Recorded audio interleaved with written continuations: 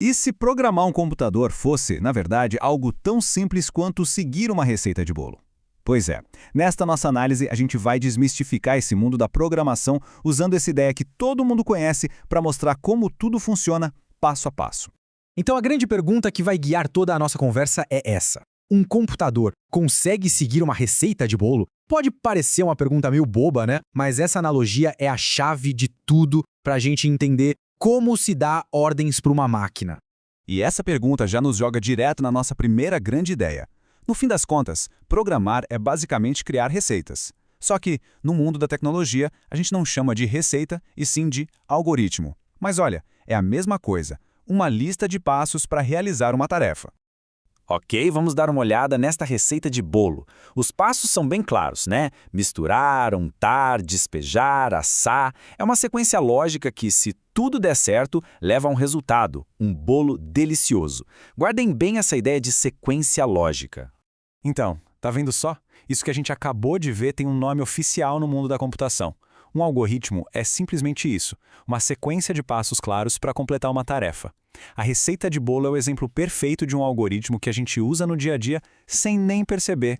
Só que tem um porém. Para um computador, a receita precisa ser mais do que perfeita. Ela precisa ter um começo, meio e fim, sem passos inúteis. E o mais importante de tudo, tem que ser 100% clara e objetiva. Um computador não faz a menor ideia do que significa uma pitada de sal ou assar até dourar. Beleza, vamos avançar um pouco. Se uma receita escrita em português pode ser meio confusa para o computador, como é que a gente escreve instruções que uma máquina vai entender sem erro? Bom, existem ferramentas para ajudar a gente a organizar o pensamento. O X da questão é exatamente este. A nossa linguagem do dia a dia é ótima para a gente porque ela é flexível. Mas, para os computadores, essa flexibilidade é um pesadelo. Máquinas precisam de precisão absoluta, sem espaço para dúvidas. Uma forma bem legal de resolver isso é literalmente desenhando. Um fluxograma é como se fosse um mapa visual da nossa receita. Em vez de só texto, a gente usa caixinhas para as ações e setas para mostrar o caminho. Assim, não tem como se perder no processo. É basicamente desenhar a lógica antes de começar a programar. Outra ferramenta muito útil é o pseudocódigo. Imagina algo que fica no meio do caminho. Não é o português que a gente fala, mas também não é uma linguagem de programação super complexa. É como se fosse um português mais organizado, focado só na lógica. É o rascunho perfeito dos passos da nossa receita. E olha só como ele fica na prática. Comandos como escreva ou leia fazem com que pareça quase um diálogo, né? É um jeito de organizar as instruções, como nesse exemplo de calcular a média de 2 notas, de uma forma que já está quase pronta para ser entendida por um computador. Certo. Uma receita tem os passos, que é o algoritmo. Mas e os ingredientes? A farinha, os ovos, o açúcar?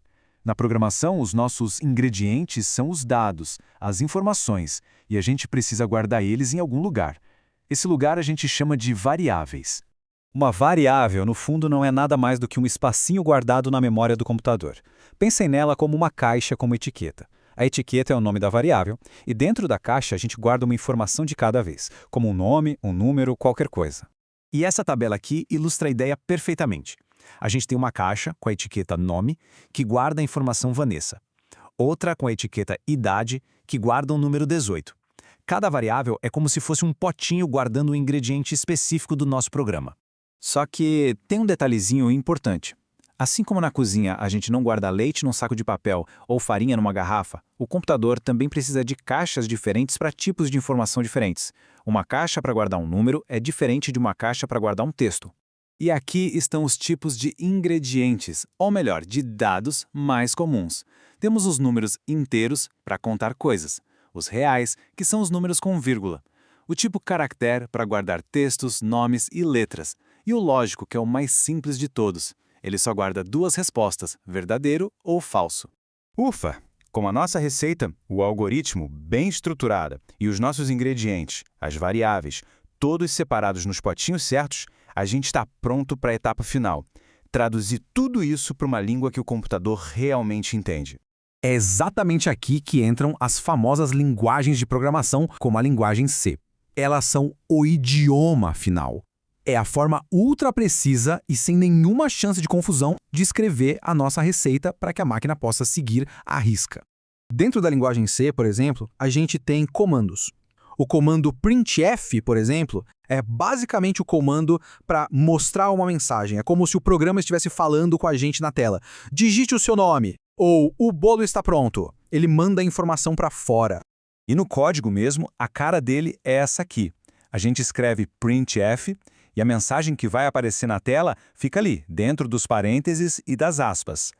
Cada detalhe, cada símbolo é uma instrução exata para a máquina. Lembra da precisão? É isso.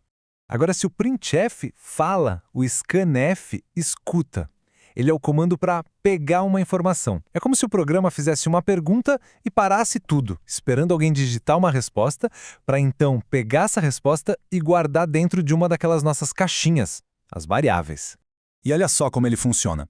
Com o scanf, a gente primeiro avisa para o computador que tipo de ingrediente a gente está esperando.